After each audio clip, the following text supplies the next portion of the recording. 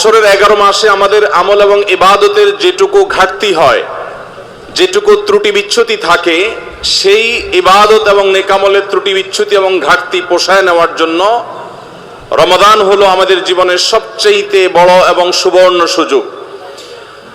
একজন বুদ্ধিমান ইমানদার তিনি রমজানের প্রত্যেকটা মুহূর্তকে যথাযথ ব্যবহার করার মাধ্যমে এই রমাদানকে তার জীবনের সবচেয়ে বড় আমল এবং ইবাদতের উপলক্ষ হিসেবে গ্রহণ করে তিনি সৌভাগ্যবান এবং জান্নাতি হিসাবে তার নিজের নামটা জান্নাতীদের তালিকায় লেখাতে পারেন এবং জাহান্নাম থেকে আল্লাহ রাব্বুল আলামিন অসংখ্য মানুষকে প্রতিদিন রমাদান মাসে মাফ করে থাকেন। রমজানের এই বিশেষ আমল এবং ইবাদতগুলো যদি আমরা করতে পারি তাহলে ইনশাআল্লাহ মুক্তিপ্রাপ্ত সে সমস্ত সৌভাগ্যবান মানুষের কাতারে আমাদের নামও শামিল হবে। আল্লাহ আমাদের সবাইকে সেই তৌফিক দান করুন। মোহতারাম হাজরিন, রমাদান মাস উপলক্ষে বিশেষ যে 27টি আমলের কথা আমরা বলতে চাই, তার প্রথম আমলটি হলো চাঁদ দেখা। রমাদান মাসের চাঁদ শাবানের শেষ দিনে আমরা পশ্চিম আকাশে তালাশ করব, অনুসন্ধান করব। নবী করিম সাল্লাল্লাহু আলাইহি সাল্লাম বলেছেন, সুমু লিরুইয়াতিহি ওয়া আফতিরু লিরুইয়াতিহি, তোমরা চাঁদ দেখে রোজা রাখো আর চাঁদ দেখে তোমরা ঈদ উদযাপন করবে। অতএব মুসলমান রমজান মাসে সিয়াম সাধনা শুরু করবে চাঁদ দেখে এবং সিয়াম ছেড়ে ঈদ উদযাপন করবে, সেটাও চাঁদ দেখে করবে।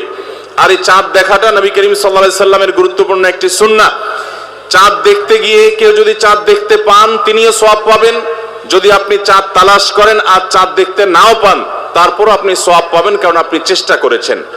চাঁদ দেখার একটি দোয়া নবী সাল্লাল্লাহু আলাইহি সাল্লাম আমাদেরকে শিক্ষা দিয়েছেন, আর সেটা হলো আল্লাহুম্মা আহিল্লাহু আলাইনা বিল ইয়ুমনি ওয়াল ঈমান ওয়াস সালামাতি ওয়াল ইসলাম রব্বি ওয়া রাব্বুকাল্লাহ।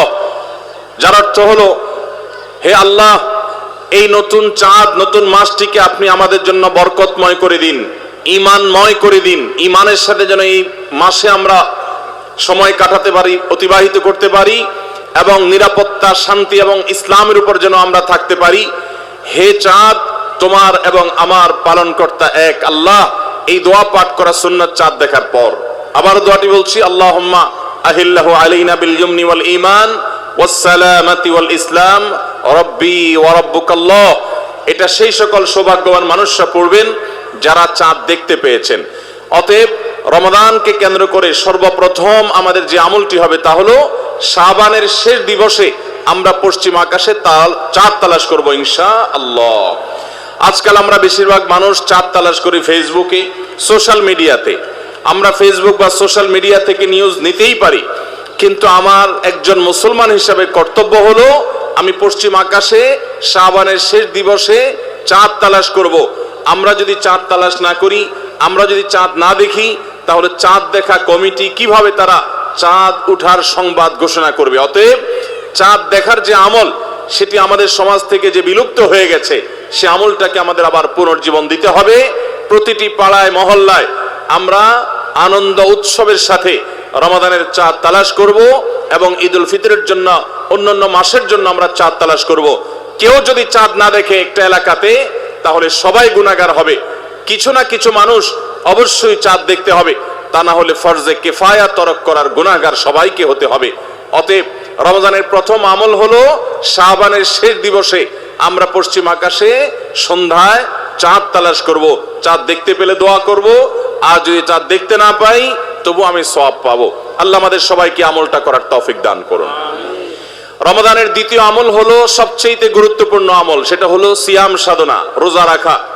প্রত্যেক প্রাপ্তবয়স্ক সুস্থ মস্তিষ্ক সম্পন্ন নারী এবং পুরুষ তিনি যদি মুসলমান হয়ে থাকেন, তাহলে সেক্ষেত্রে তার উপরে আল্লাহ রাব্বুল আলামিন রমাদানের দিনের বেলায় রোজা রাখা, সিয়াম সাধনাকে ফরজ করেছেন। প্রত্যেক প্রাপ্তবয়স্ক মুসলিম নারী এবং পুরুষ যদি সুস্থ সবল হয়ে থাকেন, আল্লাহ রাব্বুল আলামিন এই ফরজটাকে পালন করতে হবে। আল্লাহ বলেছেন, কুতিবা আলাইকুমুস সিয়াম, তোমাদের উপরে রোজা রাখাটাকে ফরজ করা হয়েছে। অতএব রমজানের দিনের বেলা রোজা রাখা হলো রমজানের সবচেয়ে বড় আমল। এটা হলো দ্বিতীয় আমল বলেছি। নাম্বার 3, রমাদান মাস উপলক্ষে রাতের বেলা তারাবির নামাজ আদায় করা, এটা রমাদানের তৃতীয় আমল। নবী করিম সাল্লাল্লাহু আলাইহি সাল্লাম বলেছেন, মান কামা রমাদানা ঈমানান ওয়া ইহতিসাবা গুফিরা লাহু মা তাকাদ্দামা মিন যামবি।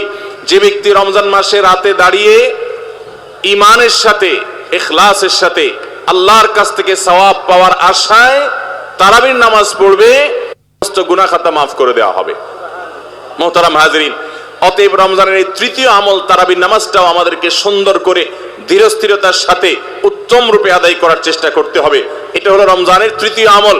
মা বোনরা বাসা বাড়িতে নিজ জায়গায় এবং পুরুষরা মসজিদে জামাতের সাথে তারাবির নামাজ আদায় করার চেষ্টা করবেন। এই তারাবির সালাত এটা হলো রমজানের তৃতীয় আমল। নাম্বার 4, রমজানের চতুর্থ আমল হলো সাহারি করা। আমরা অনেকে ইচ্ছাকৃতভাবে সাহারি করি না, হয়তো কখনো ভালো লাগে না সাহারি করতে, খাওয়ার রুচি থাকে না, আমরা সাহারি খাই না। সাহারি খাওয়া ছাড়াও যদি কেউ রোজা রাখে, রোজা হয়ে যাবে, কিন্তু সাহারি খেলে আপনার খাদ্য গ্রহণ হবে, পাশাপাশি আপনি সওয়াব লাভ করবেন। প্রতিদিনই আপনি খাবার খান, এই সমস্ত খাবার খাওয়াটা জায়েজ, এটার কারণে আপনার কোনো সওয়াব হবে না যদি আপনি সাধারণ ভাবে আপনি খাবার খান। কিন্তু আপনার নিয়ত যদি হয় ভোর রাতে খাবার গ্রহণ করছেন, আপনি কেন রোজা রাখবেন, সেজন্য রোজার নিয়তে ভোর রাতে যে খাবার খাচ্ছেন, যেটাকে সাহারি বলা হয়, এই খাবারটা খেলে আপনার শুধু পেট ভরবে তা নয়, এর মাধ্যমে একটা সুন্নতের জিন্দা করার সওয়াব, একটা সুন্নতের আমল করার সওয়াব আপনার আমলনামায় লেখা হবে। নবী করিম সাল্লাল্লাহু আলাইহি সাল্লাম বলেছেন, তাসাহহারু ফাইন্না ফিস সাহুরি বারাকা, তোমরা সাহারি খাও, কারণ সাহারির খাবারের মধ্যে বরকত আছে। এই খাবারের মধ্যে বরকত আছে, এটার মধ্যে কল্যাণ আছে, এটা আমাদের আত্মিক বরকতের কারণ, এটা আমাদের শারীরিক বরকতের কারণ। এই জন্য রমাদান মাসে আমাদেরকে সাহারি খেতে হবে যথাসম্ভব। পেট ভরে খাওয়া কোনো জরুরি না, কিছু একটা মুখে দেন সাহারির নিয়তে, আপনি সওয়াব পেয়ে যাবেন। তাহলে 4 নম্বর আমল হলো সাহারি খাওয়া। 5 নম্বর আমল হলো সাহারিটা শেষের দিকে খাওয়া। এখনো অনেক মুরব্বীরা আছেন গ্রামাঞ্চলে, তারা মাঝ রাতে সাহারি খেয়ে ফেলেন, 12টা 1টার দিকে সাহারি খেয়ে ফেলেন। সাহারি খাওয়ার জন্য সবচেয়ে উত্তম সময় হলো রাতের শেষ প্রহরের একেবারে শেষের দিকে। নবী করিম সাল্লাল্লাহু আলাইহি ওয়াসাল্লাম তিনি রমজানের রোজার জন্য সাহারি খেতেন, সাধারণ রোজার জন্য সাহারি খেতেন এত দেরি করে যে তার সাহারি খাওয়া শেষ হলে ফজরের ওয়াক্ত এবং ফজরের আজানের ওয়াক্ত শুরু হওয়ার আগে মাঝখানে 50টা আয়াত তেলাওয়াত করার মতো গ্যাপ তিনি রাখতেন। তার মানে তার সাহারি খাওয়া শেষ আর ফজরের ওয়াক্ত শুরু, এই দুইয়ের মধ্যে 50টা আয়াত তেলাওয়াত করার মতো সময় তিনি রাখতেন। তার মানে আনুমানিক 20-25 মিনিট সময়, এতটুকু গ্যাপ তিনি রাখতেন তার সাহারি খাওয়ার পর। অতএব সাহারি শেষ সময় খাওয়া সুন্নত। এর মানে আবার এটা না যে মুয়াজ্জিনে আজান দিতে থাকবে ততক্ষণ পর্যন্ত বা আজানের 10-20 সেকেন্ড আগ পর্যন্ত খেতে থাকবো, এটা সুন্নাহ নয়। সুন্নাহ হলো যে আজানের 20-25 মিনিট আগে কমপক্ষে 50টা আয়াত তেলাওয়াত করতে যে সময় লাগে, 20-25 মিনিট লাগে না, সাধারণত 10-15 মিনিটে 50টা আয়াত তেলাওয়াত করা যায়। তো এই পরিমাণ সময় অন্তত গ্যাপ দিয়ে তারপরে সাহারি খাওয়া, তাহলে শেষের দিকে সাহারি খাওয়া, এটা হলো রমাদানের 5 নম্বর আমল।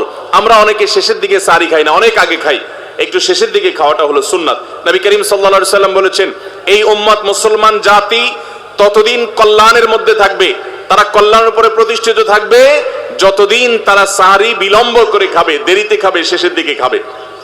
নাম্বার 6 নম্বর আমল হলো রমজান উপলক্ষে ইফতার করা। ইফতার মানে নাস্তা খাওয়া। সারা বছর আমরা দিনের বেলায় শুরুতে নাস্তা খাই, কিন্তু এর কারণে কোনো সওয়াব আমাদের আমল নামায় লেখা হবে এমন কোনো কথা বলা হয় নাই।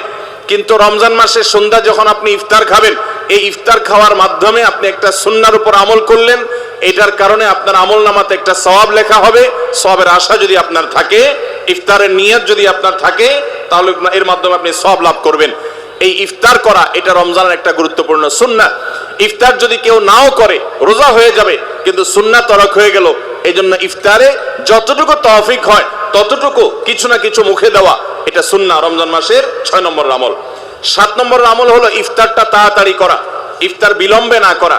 আমরা অনেকে আছি ইফতার অনেক বেশি দেরি করি, আমরা মনে করি যত দেরি করে ইফতার করা যায় ততই বোধহয় রোজাটা নিশ্চিতভাবে শুদ্ধ হয়, সঠিক হয়। এটা ভুল ধারণা। নবী করিম সাল্লাল্লাহু আলাইহি সাল্লাম বলেছেন, যতদিন পর্যন্ত এই উম্মত মুসলমান জাতি ইফতার দ্রুততার সাথে করবে, অর্থাৎ ওয়াক্ত হওয়ার পর আর বিলম্ব করবে না, ততদিন পর্যন্ত তারা কল্যাণের মধ্যে থাকবে। এক্ষেত্রে সাহরির মতো একই কথা প্রযোজ্য, যে দ্রুততার সাথে মানে এই নয় যে একবারে সেকেন্ড হিসাব করে ফেলতে হবে। তবে যতটুকু সম্ভব নিশ্চিত হয়ে গেছেন সূর্য ডুবে গেছে আর বিলম্ব না করে ইফতার করাটাই হলো সুন্নাহ। এবং এক্ষেত্রে আমরা অনেক অবহেলা করি, অনেক দেরি করে ইফতার করি, চতুর্দিকে অন্ধকার হয়ে যাওয়ার পরে ইফতার করে। সাধারণত শিয়ারা এবং অনেক বিভ্রান্তরা আহলে সুন্নাত জামাতের সকল ওলামায়ে কেরামের ওলামায়ে কেরামের ঐক্যবদ্ধ ফতোয়া হলো যে ইফতার তাড়াতাড়ি করা হলো সুন্নাহ। অতএব 7 নম্বরের রমজানের আমল হলো ইফতার তাড়াতাড়ি করা। 8 নম্বরের রমজানের আমল হলো ইফতারের দোয়া পড়া। ইফতারের দোয়াটা আমরা অনেকে জানিও না, আবার অনেকে জানলেও সেটা কখন পড়তে হয় সেটা জানি না। ইফতারের শুরুতে বিসমিল্লাহ বলে ইফতার শুরু করতে হবে, ইফতার করা শেষ এরপরে দোয়া পড়তে হবে। আমরা অনেকে ইফতারের আগে দোয়া পড়ি, এই দোয়াটা ইফতার দোয়াটা পড়তে হয় ইফতারের পরে। দোয়াটা হলো যাহাবাজ জামা ওয়াবতাল্লাতিল উরুক ওয়া সাবাতাল আজরু ইনশাআল্লাহ। এটা হলো দোয়া। যাহাবাজ জামা মানে হলো আমার পিপাসা দূর হয়ে গেল, ওয়াবতাল্লাতিল উরুক আমি ইফতার করার মাধ্যমে প্রশান্ত হয়েছে, আমার শিরা উপশিরাগুলো সবগুলো সিক্ত হয়েছে, ওয়া সাবাতাল আজরু ইনশাআল্লাহ এবং এই রোজার বিনিময় আল্লাহর কাছে সাব্যস্ত হলো ইনশাআল্লাহ। এই দোয়া পাঠ করা সুন্নাহ। তাহলে ইফতারের পর আমরা এই দোয়া পড়বো, যাহাবাজ জামা ওয়াবতাল্লাতিল উরুক ওয়া সাবাতাল আজরু ইনশাআল্লাহ। এটা হলো রমজানের 8 নম্বরের আমল, ইফতারের দোয়া পড়া। 9 নম্বরের আমল হলো ইফতার এবং সাহরি উভয়টাতে খেজুর খাওয়া। এটা সুন্নাহ। খেজুরের মধ্যে প্রচুর খাদ্য শক্তি আছে। আমরা রমজান মাসে যে রোজা রাখি, সারাদিন পানাহার বর্জন করে থাকি, আমরা যদি সাহরিতে খেজুর খাই আমাদের শরীরে প্রচুর পরিমাণ খাদ্য শক্তি থাকবে এই খেজুর খাওয়ার ফলে। খেজুর অনেক উপকারী একটা খাবার। আমাদের দেশেও আজকাল খেজুর উৎপাদন হচ্ছে আল্লাহর মেহেরবানিতে। এই খেজুর ইফতারিতে নবী করিম সাল্লাল্লাহু আলাইহি সাল্লাম আধা পাকা আধা কাঁচা খেজুর, যেটা যে অর্ধেক পেকেছে অর্ধেক কাঁচা, সেগুলো তিনি পছন্দ করতেন। সেটা না পাওয়া গেলে সাধারণ খেজুর এটা দিয়ে ইফতার করা, এটা আমরা সবাই জানি। কিন্তু যেটা আমাদের দেশে মানুষ জানে না তা হলো সাহরিতে সাহরি খাওয়া, সাহরিতে আপনার খেজুর খাওয়া সুন্নাত। নবী করিম সাল্লাল্লাহু আলাইহি সাল্লাম বলেছেন, নি'মা সাহুরুল মুমিনি আত-তামার, ইমানদারের সবচেয়ে উত্তম সাহরি হলো খেজুর। আপনি সাহরিতে ভাত তরকারি যাই খান বা না খান, অন্তত একটা হলো খেজুর খাবেন, তাহলে নবী সাল্লাল্লাহু আলাইহি সাল্লামের এই সুন্নাহর উপরে আমল হয়ে যাবে। তাহলে 9 নম্বর রমজানের আমল হলো সাহরিতে এবং ইফতারে উভয় সময়ে কমপক্ষে একটা হলেও খেজুর খাওয়া, মানে খেজুর খাওয়াটা হলো সুন্নাহ। 10 নম্বর রমজানের আমল হলো দিনভর বেশি বেশি দোয়া করতে থাকা। ভাইরা আমার, রোজাদার ব্যক্তির দোয়া আল্লাহ রাব্বুল আলামিন ফিরিয়ে দেন না।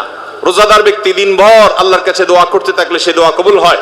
নবী করিম সাল্লাল্লাহু আলাইহি সাল্লাম বলেছেন যে কয়েক ব্যক্তির দোয়া ফেরত দেওয়া হয় না, এর ভিতরে একজন হলেন আস-সাইমু হাত্তা ইফতির, রোজাদার ব্যক্তি ইফতার করা পর্যন্ত তার দোয়া কবুল হতে থাকে। আপনি রোজাদার অবস্থায় দোকানে কাজ করছেন, খেতে খামারে কাজ করছেন, আপনি ব্যবসা প্রতিষ্ঠানে কাজ করছেন, আপনি রাস্তায় হাঁটাচলা করছেন, মা বোনরা বাসা বাড়িতে গৃহস্থলী কাজকর্ম করছেন, এই কাজের ফাঁকে ফাঁকে ওযু নেই, অসুবিধা নেই, এই অবস্থায় আপনি দোয়া করতে থাকেন। রোজাদার অবস্থায় দোয়া কবুল হয়।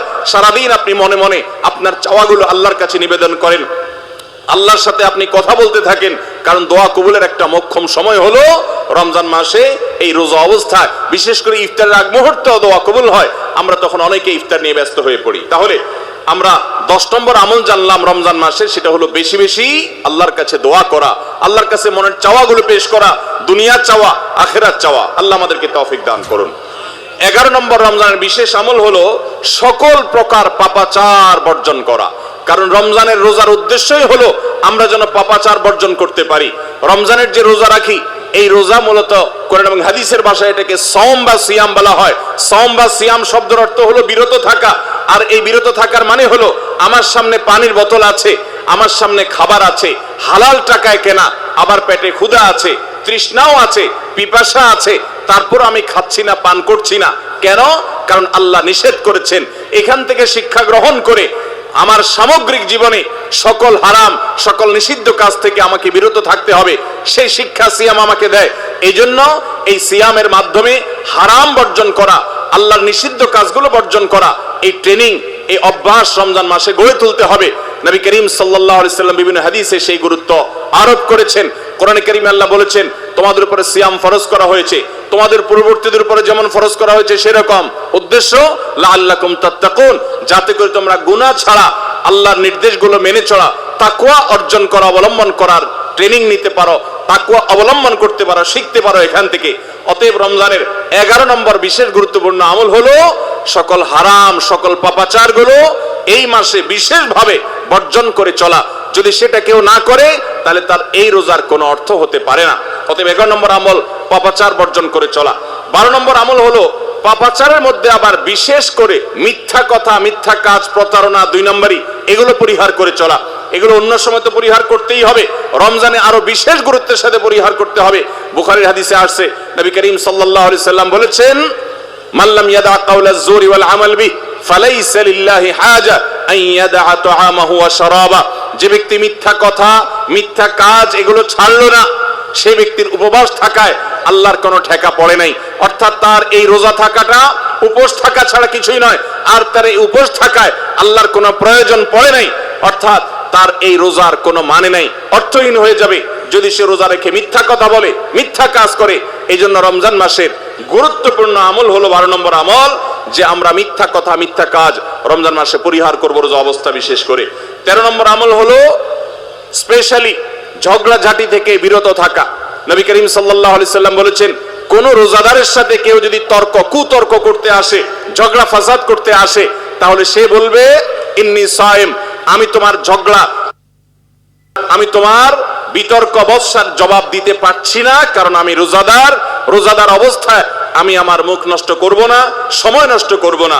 অতএব ফেসবুকের বাইরে, সোশ্যাল মিডিয়াতে অথবা অনলাইনে অফলাইনে যে কোনো জায়গায় আমরা রমজান মাসে বিশেষভাবে ঝগড়া ঝাঁটি, গন্ডগোল, ফাসাদ, তর্ক বিতর্ক, বৎসা এগুলো আমরা বর্জন করে চলবো। কারণ এটা রমজানের বিশেষ গুরুত্বপূর্ণ আমল, যে এই মাসে আমি কোনো ঝগড়াঝাটি করব না। এটা হলো রমজানের 13 নম্বর বিশেষ আমল। 14 নম্বর বিশেষ আমল হলো সাধারণ যত আমল আছে, সাধারণ যত ভালো কাজ আছে, সেই ভালো কাজগুলো এই মাসে সবচেয়ে বেশি গুরুত্বের সাথে করা। কারণ আপনারা জানেন, নবী করিম সাল্লাল্লাহু আলাইহি সাল্লাম বলেছেন, রমজানের শুরুর দিকে আল্লাহর পক্ষ থেকে এক ফেরেশতা ঘোষণা দিতে থাকে, ইয়া বাগিয়াল খায়র আকবিল, তোমাদের মধ্যে কেউ কি কোনো কল্যাণের পথে চলতে চায়, এমন কোন মানুষ আছে যে কল্যাণকামী, যে ভালো কাজ করতে চায়, তাহলে সে যেন অগ্রসর হয়। কারণ ভালো কাজ করার মৌসুম এসেছে, সময় এসেছে, সুবর্ণ সুযোগ এসেছে। এটা আমল করার সময়, এটা নিজের আমল নামার শূন্য স্থানগুলো পূরণ করার সময়, এটা জান্নাতের পথে এগিয়ে যাওয়ার সময়। অতএব যত নেক আমল আছে, সেটা যেই ধরনেরই হোক না কেন, সকল ভালো কাজ সবচেয়ে বেশি করতে হবে এই রমজান মাসে। 5 ওয়াক্ত নামাজকে গুরুত্বের সাথে পড়তে হবে, অন্যান্য সমস্ত আমলগুলো করতে হবে, সাধারণ আমলগুলো বিশেষ গুরুত্বের সাথে করা। এটা হলো 14 নম্বর আমল রমজানের। 15 নম্বর আমল হলো খুব গুরুত্বের সাথে ইস্তেগফার করা, আল্লাহর কাছে গুনাহ মাফ চাওয়া। কারণ আপনারা জানেন, রমজান মাস এসেছে আমাদের গুনাহগুলোকে মাফ করাবার জন্য।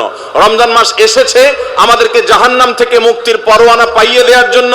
নবী করিম সাল্লাল্লাহু আলাইহি সাল্লাম বলেছেন, ওয়ালিল্লাহি উতাকা মিনান নার ওয়া যালিকা কুল্লু লাইলা, রমজানের প্রতি রাতে আল্লাহ তাআলা অসংখ্য অগণিত মানুষকে জাহান্নাম থেকে মুক্ত, অমুক জাহান্নাম থেকে মুক্ত, অমুককে জাহান্নাম থেকে মুক্ত ঘোষণা করা হলো।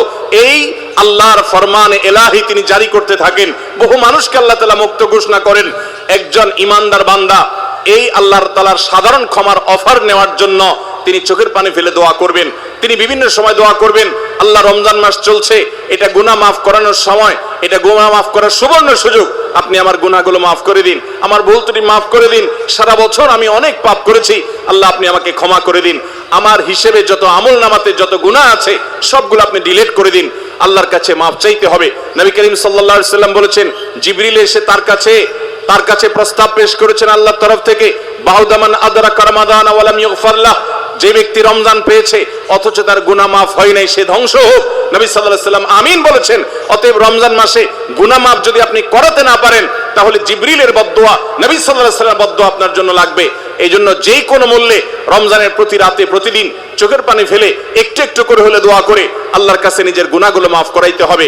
জাহান্নাম থেকে মুক্তির ঘোষণা আল্লাহর পক্ষ থেকে আদায় করে নিতে হবে।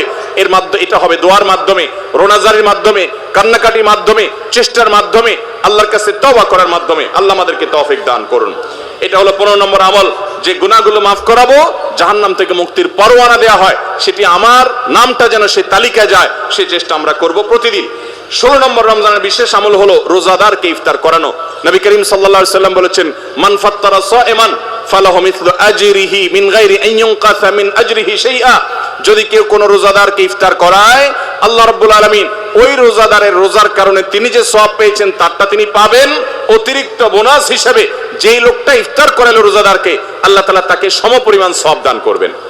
ভাইরা আমার, আমরা রমজান মাসে কেউ চাইলেও 30টার বেশি রোজা রাখতে পারবো? 30টার বেশি রোজা রাখার কোনো সুযোগ আছে? ছোট পোলাপান আছে, তারা দিনে 2-3টা করে রাখে, কিন্তু প্রাপ্তবয়স্ক কোনো মানুষ রমজান মাসে দিনের বেলায় একটা বেশি রোজা রাখার সুযোগ আছে? 30টা বেশি আমরা রাখতে পারবো না। কিন্তু যদি আপনি চান আপনার আমল নামায় 60টা রোজার সওয়াব লেখা হবে, তাহলে সম্ভব। আর সেটা কিভাবে? আপনি 30টা রোজা নিজে রাখলেন, আর 30 দিন একজন রোজাদারকে ইফতার করালে তার রোজা রাখার সমপরিমাণ সওয়াব আপনার অ্যাকাউন্টে জমা হয়ে যাবে।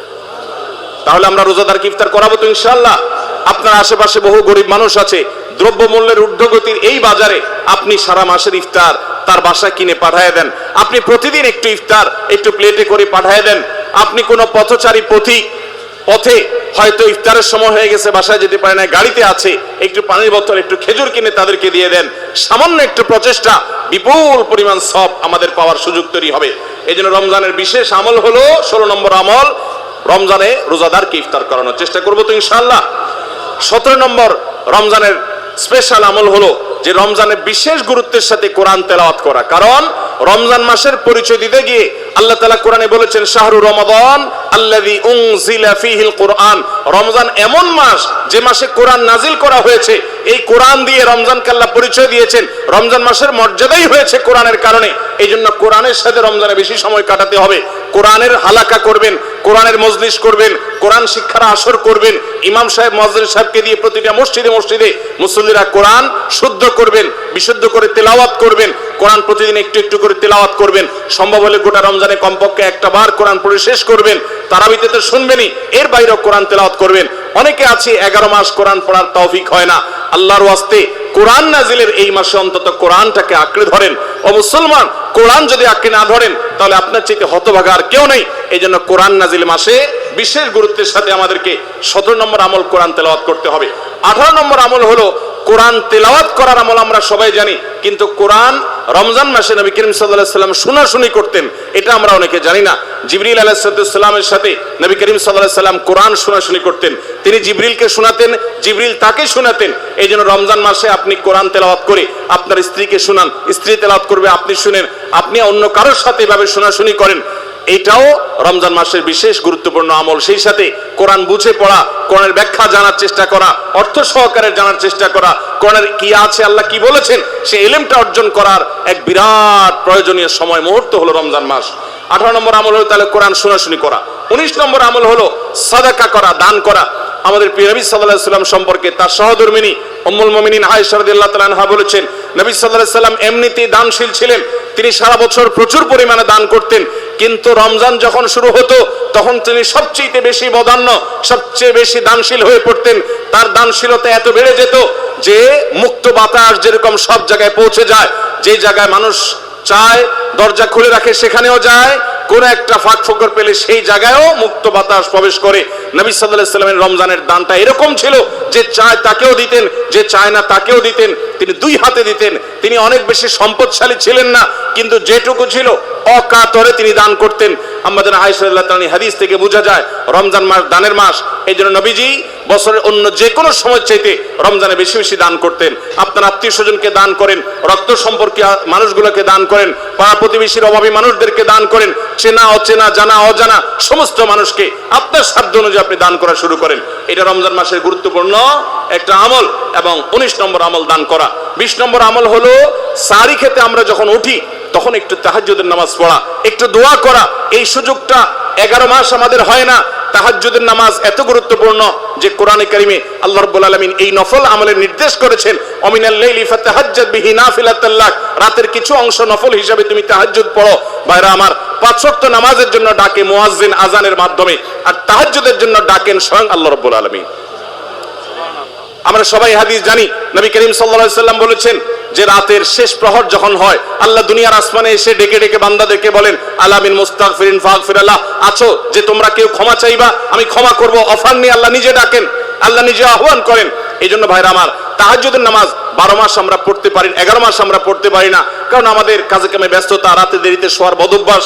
আমরা চাইলেও তাহাজ্জুদ পড়তে পারি না, ফজর পড়তেই কষ্ট হয় অনেকের। কিন্তু রমজান মাসে তো সাহরি খেতে আপনি উঠেন, আপনি একটু চেষ্টা করলে 10টা মিনিট সময় বের করেন, সাহরি খাওয়ার পরে বা আগে 10টা মিনিট নিরিবিলি 2-4 রাকাত নামাজ পড়েন, সময় নিয়ে আস্তে আস্তে ধীরে ধীরে সিজদা গিয়ে একটু চোখের পানি ফেলেন, একটু দোয়া করেন, মনের চাওয়াগুলো নিবেদন করেন। এই সুযোগটা রমজানে বিশাল বড় সুযোগ, আমরা অনেকেই এটা মিস করি, শুধু সাহারি খেয়ে আমরা সময় পার করি। আমাদের অনেক যুবকরা, অনেক তরুণরা আজকাল সাহারি পার্টি বের করেছে। ভোর রাতে যখন দোয়া কবুল হয়, এই সময়টাতে কপাল পোড়ারা রেস্টুরেন্টে গিয়ে সাহারি পার্টি করে, আনন্দ উৎসব করে, ফুর্তি করে। এটা কোনো এনজয় করার সময় নয়, এটা কাদার সময়, এটা সেজদা পড়ার সময়, এটা রেস্টুরেন্টে যাওয়ার সময় নয়, এটা আলো ঝলমলে করে রেস্টুরেন্টে বসার সময় নয়, এটা আলো আধারিতে আল্লাহর কাছে, রবের কাছে ফরিয়াদ করার সময়। তৌফিক দান করুন ভাইরা আমার। তাহলে রমজানের 20 নম্বর আমল হলো তাহাজ্জুদের নামাজ সাহারিতে উঠলে আমরা একটু পড়বো এবং একটু একটু দোয়া করব, চেষ্টা করবো তো ইনশাআল্লাহ। ভোর রাতের দোয়া 24 ঘন্টার ভিতরে সবচেয়ে মূল্যবান দোয়া, আল্লাহর সবচেয়ে নিকটে যে বান্দা দোয়া করতে পারে ভোর রাতে তাহাজ্জুদের সময়, এই সুযোগটা রমজানে তৈরি হয়। আমরা সবাই এই সুযোগটা গ্রহণ করবো। 20 নম্বর আমল। 21 নম্বর আমল হলো আল্লাহ যাদেরকে সামর্থ্য দিয়েছেন তারা উমরা করবেন। রমজানে উমরার ফজিলত হলো, নবী করিম সাল্লাল্লাহু আলাইহি সাল্লাম বলেছেন, উমরাতুন ফি রমাদান তা'দিলু হাজ্জা। রমজানের একটা উমরা একটা হজের সমতুল্য। অন্য হাদিসে আসছে নবীজি বলেছেন, উমরাতুন ফি রমাদান তা'দিলু হাজ্জাতাম মাই। রমজানে একটা উমরা হলো নবী করিম সাল্লাল্লাহু আলাইহি সাল্লামের সাথে হজ করার সমান সওয়াব।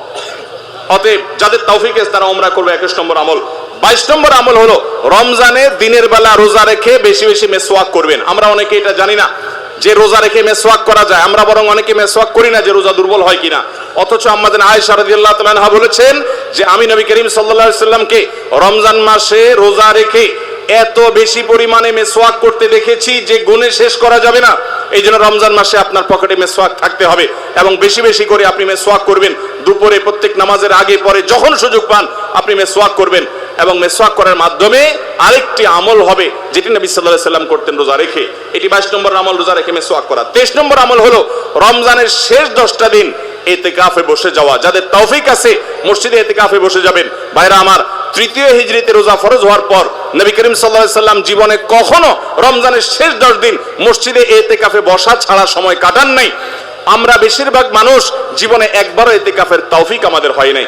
যে আমল নবী করিম সাল্লাল্লাহু আলাইহি সাল্লাম কখনো ছাড়েন নাই, আমরা বেশিরভাগ কপাল পোড়া সে আমলটা জীবনে একবারও করি নাই।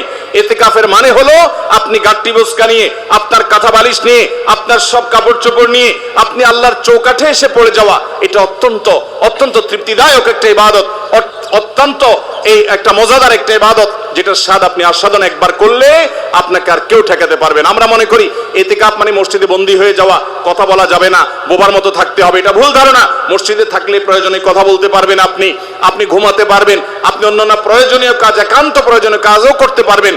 তবে মসজিদের মধ্যে নিজেকে বন্দী করে রেখে আপনি যখন ইবাদত করবেন আপনার ফিলিংস হবে যে আমি আল্লাহর কাছে এসে নিজেকে বন্দী করে ফেলেছি। অসম্ভব ভালো লাগা কাজ করবে।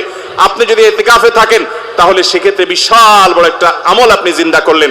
আমাদের দেশে অনেক মসজিদে ইতিকাফের জন্য লোক ভাড়া করা হয়। লোক ভাড়া করে ইতিকাফে বসাইলে সেটা গুনাহ হবে। যে ভাড়া করে রাখবে সেও গুনাহগার, যে ভাড়ার বিনিময়ে বসবে সেও গুনাহগার হবে। ইবাদতে কোনো টাকা পয়সা দেওয়া চলে না। অতএব ভাইরা আমার, ইতিকাফ আমরা করব তো ইনশাআল্লাহ। রমজানের শেষ দশকে ইতিকাফ করা, এটা 23 নম্বর আমল। 24 নম্বর আমল হলো রমজানের শেষ দশকে বেশি বেশি ইবাদত করার চেষ্টা করা। বুখারী শরীফে আসছে নবী করিম সাল্লাল্লাহু আলাইহি সাল্লাম সম্পর্কে আম্মাজান আয়েশা বলেছেন, ইযা দাখালাল আশর, রমজানের শেষ 10 দিন যখন শুরু হতো তখন নবী সাল্লাল্লাহু আলাইহি সাল্লাম কি করতেন?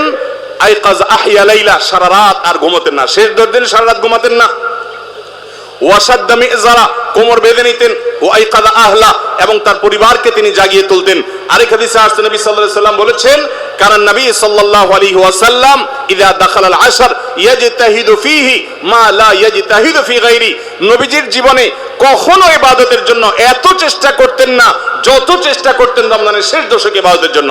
আমাদের দেশে দেখবেন রমজানের প্রথম 10 দিন মসজিদ পূরণ হয়ে, মসজিদের বারান্দা ফিল আপ হয়ে, বাহিরেও মুসল্লি হয়, সেখানে চাটাই এবং কার্পেট বিছানো লাগে। কিন্তু দ্বিতীয় দশক আসলে আস্তে আস্তে বাহিরে মুসল্লি হাওয়া হয়ে যায়, আস্তে আস্তে চাটাই উঠে যায়, মসজিদের ভিতরে মুসল্লি চলে আসে। শেষের 10 দিন হলে একেবারে মূল মুসল্লি যেগুলো ওয়াক্তিয়া নামাজের, এর বাইরে অতিরিক্ত মুসল্লি সব ঝরে পড়ে যায়, সব ঈদের মার্কেটে চলে যায়। বাইরে আমার, নবী করিম সাল্লাল্লাহু আলাইহি সাল্লাম শেষ দশককে সবচেয়ে গুরুত্ব দিতেন, আর আমরা সবচেয়ে অবহেলা করি সেই সময়টাকে। আল্লাহ আমাদেরকে শেষ দশককে ইবাদতের জন্য বিশেষ গুরুত্ব দেওয়ার তৌফিক দান করুন। তাহলে রমজানের 24 নম্বর আমল হলো শেষ দশক বিশেষভাবে ইবাদতবন্দি করা। 25 নম্বর আমল হলো লাইলাতুল কদর তালাশ করা। নবী করিম সাল্লাল্লাহু আলাইহি সাল্লাম বলেছেন, তাহাররু লাইলাতুল কদর ফিল বিত্রি মিনাল আশরিল আওয়াখির মিন রমাদান। তোমরা রমজানের শেষ দশকের বেজোড় রাতগুলোতে লাইলাতুল কদর বেশি বেশি করে তালাশ করো, বেজোড় রাতগুলোতে বেশি বেশি, শেষ দশকের প্রত্যেক রাতেই জেগে জেগে ইবাদত করা কদর হতে পারে সে আশায়। কদরের একটা রাত যদি ইবাদত করতে পারেন আপনি, তাহলে 1000 মাস ইবাদতের চাইতে বেশি উত্তম হবে, আপনার আমলনামাতে সওয়াব বেশি জমা হবে। এই জন্য কদরের রাতে ইবাদতের চেষ্টা করা। সারা বছরের শ্রেষ্ঠ রাত হলো কদরের রাত, কোরআন নাজিল হয়েছে এই কদরের রাতে। অতএব কদর রাত পাওয়ার জন্য শেষ দশকের প্রত্যেকটা রাতে, প্রত্যেকটা না পারলে অন্তত বেজোড় 21, 23, 25, 27, 29 এই রাতগুলোতে ইবাদত করবো। আল্লাহ আমাদেরকে তৌফিক দান করুন। এটা হলো 25 নম্বর আমল, লাইলাতুল কদর তালাশ করা। 26 নম্বর আমল হলো লাইলাতুল কদরের দোয়া পড়া। 25 নম্বর আমল হলো লাইলাতুল কদর তালাশ করা শেষ দশকের সবগুলো রাতে, সম্ভব না হলে বেজোড় রাতে। আল্লাহ আমাদেরকে তৌফিক দান করুন।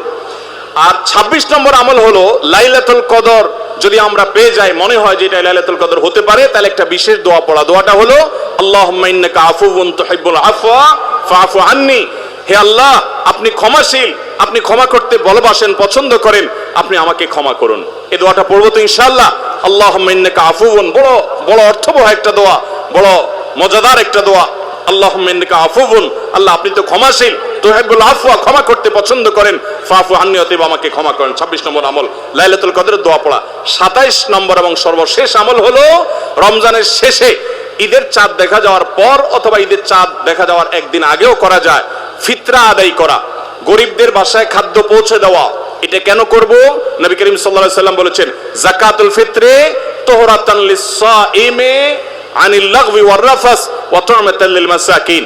ফিতরা এটা হলো দুইটা উদ্দেশ্যে। এক হলো রোজা রেখে আমাদের যে ছোটখাটো ভুল ত্রুটি হয়, অনর্থক কথা হয়ে যায়, এগুলো থেকে রোজাটাকে পরিচ্ছন্ন করার জন্য সদকায়ে ফিতর বা আমরা যে ফিতরা দেই এটা ভূমিকা রাখে, এটা কার্যকর হয়, আমাদের রোজাকে ত্রুটিমুক্ত করে দেয়, রিফাইন করে দেয়। আর দ্বিতীয়ত হলো ঈদের দিন গরিব দুঃখীদের বাসায় খাবারের নিশ্চয়তা এনে দেয়। এই জন্য রমজানের শেষ আমল হবে যেটা দিয়ে রমজানকে আমরা বিদায় দিব, সেটা হলো ফিতরা দেওয়া, ফিতরার আমল করা। এটা আমরা সবাই, পরিবারের যত লোক আছে, রোজা থাকুক কিংবা ছোট বাচ্চা হোক, সবার তরফ থেকে একজন করে মিসকিনকে পুরো দিনের খাবার আমরা দিয়ে দিব। চেষ্টা করবো তো ইনশাআল্লাহ। আল্লাহ আমাদের সবাইকে তৌফিক দান করুন। রমাদান মাসের বিশেষ 27টি আমলের কথা জানলাম। আমরা আবারও এক নজরে বলে দিচ্ছি রমাদান মাসের বিশেষ 27টি আমল। নাম্বার 1, শাবানের শেষ দিবসে সন্ধ্যায় পশ্চিম আকাশে রমজানের চাঁদ তালাশ করা, রমজানকে কেন্দ্র করে, এটি একটি আমল। এবং সেই সাথে চাঁদ যদি দেখতে পাই তাহলে চাঁদ দেখার দোয়া পড়া, আল্লাহুম্মা আহিল্লাহু আলাইনা বিল ইয়ুমনি ওয়াল ঈমান ওয়াস সালামাতি ওয়াল ইসলাম রব্বি ওয়া রাব্বুকাল্লাহ। যদি কেউ চাঁদ দেখতে নাও পান, চেষ্টা করার কারণে তিনিও সওয়াব পাবেন ইনশাআল্লাহ। তাহলে প্রথম আমল হলো চাঁদ দেখা, চাঁদ দেখতে পেলে দোয়া পড়া। দ্বিতীয় আমল হলো রমাদান মাসে দিনের বেলা সিয়াম পালন করা। প্রত্যেক প্রাপ্তবয়স্ক নারী এবং পুরুষ মুসলমান তাদের সুস্থ হলে, অবশ্যই সুস্থ থাকলে তাদেরকে রোজা রাখতে হবে, এটা ফরজ। 3 নম্বর আমল হলো রমজান মাসের রাতের বেলায় তারাবির সালাত আদায় করা উত্তমভাবে, সুন্দরভাবে। 4 নম্বর আমল হলো সাহারি খাওয়া, একটু কিছু হলেও রোজার নিয়ত ভোর রাতের খাবার খাওয়া, এর মধ্যে বরকত আছে খাবারের মধ্যে। 5 নম্বর আমল হলো সাহারিটা শেষের দিকে খাওয়া, এমন ভাবে খাওয়া যে সাহারি খাওয়া শেষ করলে আজান দিতে আর 50টা আয়াত তেলাওয়াত করার মতো সময় থাকে। 6 নম্বর আমল হলো ইফতার করা। ইফতার করা এটা সুন্নাহ একটা আমল। আপনি সুন্নাত জিন্দা করার উদ্দেশ্যে বা সুন্নাত আমল করছেন, সে উদ্দেশ্যে, ইফতারের উদ্দেশ্যে, রোজা ভাঙার উদ্দেশ্যে খাবার খেলে আল্লাহ রাব্বুল আলামিন আপনাকে সওয়াব দান করবেন। ইফতার করা 6 নম্বর আমল। 7 নম্বর হলো ইফতারটা একটু তাড়াতাড়ি করা, অর্থাৎ সূর্য ডুবে গেছে, নিশ্চিত হয়ে গেছেন, আর দেরি না করে অবিলম্বে ইফতার করে ফেলা। 8 নম্বর আমল হলো ইফতারের দোয়া করা। ইফতারের শুরুতে বিসমিল্লাহ বলবেন, ইফতার করা শেষ বা ইফতার কিছু দূর করে ফেলেছেন, এরপর দোয়া পড়বেন যে যাহাবাজ জামা ওয়াবতাল্লাতিল উরুক ওয়া সাবাতাল আজরু ইনশাআল্লাহ। এবং 9 নম্বর আমল হলো ইফতারিতে খেজুর খাবেন এবং সাহরিতেও খেজুর খাবেন। সাহরিতে খেজুর খেলে নবী সাল্লাল্লাহু আলাইহি সাল্লাম বলেছেন, ইমানদারের সবচেয়ে উত্তম সাহরি হলো খেজুর, অন্য যাই খান একটা খেজুর হলো সাহরির সময় আপনি খাবেন। 10 নম্বরের আমল হলো সারাদিন বেশি বেশি রোজা দোয়া করা, কারণ রোজাদার ব্যক্তির দোয়া আল্লাহ তাআলা ফিরিয়ে দেন না ইফতার রাত পর্যন্ত। এই জন্য চলতে ফিরতে উঠতে বসতে মনে মনে আল্লাহর সাথে কথা বলা, মুনাজাত করা, দোয়া করতে থাকা। 11 নম্বর আমল হলো সকল পাপাচার বর্জন করা, কারণ রমজান মাসের উদ্দেশ্যই হলো মানুষকে মুত্তাকি বানানো, পাপাচার বর্জন করতে শেখানো। আমরা পান এবং আহার বর্জন করি, যৌনতা বর্জন করি, এর মাধ্যমে আমরা বর্জন করার প্রশিক্ষণ নেই। এই জন্য হারাম কাজ পরিহার করা রমজান জুড়ে, এটা হলো 11 নম্বর আমল। 12 নম্বর আমল হলো বিশেষভাবে মিথ্যা পরিহার করা, কারণ কেউ যদি মিথ্যা কথা, মিথ্যা কাজ না ছাড়ে তার রোজা রাখার কোনো মানে নেই, হাদিসে আসছে। 13 নম্বর আমল হলো ঝগড়া বিবাদ থেকে দূরে থাকা। নবী সাল্লাল্লাহু আলাইহি সাল্লাম বলেছেন, রোজা অবস্থায় কেউ ঝগড়া করলে সে বলবে আমি রোজাদার, আমি জবাব দিতে পারবো না। এবং এর পাশাপাশি 14 নম্বর আমল হলো সকল সাধারণ নেক আমলগুলো এই মাসে একটু বিশেষ গুরুত্বের সাথে করা, কারণ আমলের মাস এটা, বড় বসন্ত আমলের। নামাজ বিশেষ গুরুত্বের সাথে পড়া, অন্য সব আমলগুলো বিশেষ গুরুত্বের সাথে করা। 15 নম্বর আমল হলো আল্লাহর কাছে ক্ষমা চাওয়া, জাহান্নাম থেকে মুক্তি চাওয়া, কারণ এই মাসটা এসেছে আমাদেরকে ক্ষমা পাইয়ে দেওয়ার জন্য। এই মাসটা এসেছে জাহান্নাম থেকে মুক্তি পাওয়ার মাধ্যম হিসাবে। আল্লাহ রাব্বুল আলামিন এই মাসে প্রতি রাতে অসংখ্য মানুষকে জাহান্নাম থেকে মুক্ত ঘোষণা করেন, বিধায় সেজন্য দোয়া করা চেষ্টা করে। এটা হলো 15 নম্বর আমল। 16 নম্বর আমল হলো রোজাদার ব্যক্তিকে ইফতার করানো, তার মাধ্যমে আপনি তার সওয়াবের সমপরিমাণ সে তো পাচ্ছেই, আপনি অতিরিক্ত সওয়াব পাবেন পুরা রোজাদারের সওয়াবের মতো এক্সট্রা হিসাবে ইফতার করালে। 17 নম্বর আমল হলো কোরআন তেলাওয়াত করা রমজান মাসে, কোরআন অর্থ সহকারে বুঝে পড়বেন, সুন্দর করে শুদ্ধ করে তেলাওয়াত শিখবেন। 18 নম্বর আমল হলো কোরআন তেলাওয়াত নিজে করার পাশাপাশি অন্যকে শোনানো, অন্য পড়বে সেটা আবার শোনা, এটা বিশেষ আমল নবী সাল্লাল্লাহু আলাইহি সাল্লাম করতেন রমজান মাসে জিবরিলের সাথে। 19 নম্বর আমল হলো সাদাকা করা, দান করা, মানুষকে গরিব দুঃখীকে জাকাতের বাইরেও সাধারণ দান করা বেশি পরিমাণে রমজান মাসে, এটা আমল। 20 নম্বর আমল হলো ভোর রাতে সাহরি খেতে উঠলে একটু তাহাজ্জুদ পড়া, একটু দোয়া করা, একটু রোনাজারি করা, কারণ এটা দোয়ার সময়, এটা তাহাজ্জুদের সময়, এটা আল্লাহর নৈকট্য লাভের সময়। এই সুযোগ 12 মাস আসে না, এই জন্য এই আমলটা করা, তাহাজ্জুদ পড়া, দোয়া, রোনাজারি করা সাহরির সময়। 21 নম্বর আমল হলো সামর্থ্য থাকলে ওমরা করা। 22 নম্বর আমল হলো মেসওয়াক করা, এমনকি রোজা অবস্থায় দিনের বেলা বেশি বেশি, এটা নবী সাল্লাল্লাহু আলাইহি সাল্লাম করতেন। 23 নম্বর আমল হলো রমজানের শেষ 10 দিন মসজিদে ইতিকাফে বসে যাওয়া। 24 নম্বর আমল হলো শেষ 10 দিন সবচেয়ে বেশি ইবাদতবন্দি করা, রাত দিন জেগে। আর 24 নম্বর আমল হলো এটি। 25 নম্বর আমল হলো লাইলাতুল কদর তালাশ করা, বিশেষ করে শেষ দশকের বেজোড় রাতগুলোতে আরো বিশেষ করে লাইলাতুল কদর পাওয়ার আশায় বেশি বেশি ইবাদত বন্দি করা। আর 26 নম্বর আমল হলো লাইলাতুল কদর মনে হলে কোন রাতকে, সেই রাতে এই দোয়া পড়া, আল্লাহুম্মা ইন্নাকা আফুউন তুহিব্বুল আফওয়া ফাআফু আন্নি। আর 27 নম্বর আমল হলো রমজানের শেষ দিনে, একেবারে শেষ মুহূর্তে রমজানকে বিদায় দেওয়া, গরিব দুঃখীদের বাসায় ফিতরা পৌঁছে দেওয়ার মাধ্যমে। আল্লাহ রাব্বুল আলামিন এই 27টি বিশেষ আমলের মাধ্যমে আমাদের রমাদানকে অর্থবহ এবং সার্থক করার তৌফিক দান করুন। এই রমাদান যেন আমাদের জীবনের শ্রেষ্ঠ রমাদান হয়, এই রমাদান যেন আমাদের জীবনে অর্জনের রমজান হয়, এই রমাদান যেন আমাদের জীবনে ক্ষমা লাভের রমজান হয়, জাহান্নাম থেকে মুক্তির রমাদান হয়, আমাদের কল্যাণের রমাদান হয়। আল্লাহ তাআলা সেভাবে রমজানের প্রতিটা মুহূর্ত, প্রতিটা দিনকে কাটাবার তৌফিক আমাদের সবাইকে দান করুন। জাযাকুমুল্লাহু খায়রা ওয়া আখিরু দাওয়ানা আলহামদুলিল্লাহি রাব্বিল আলামিন।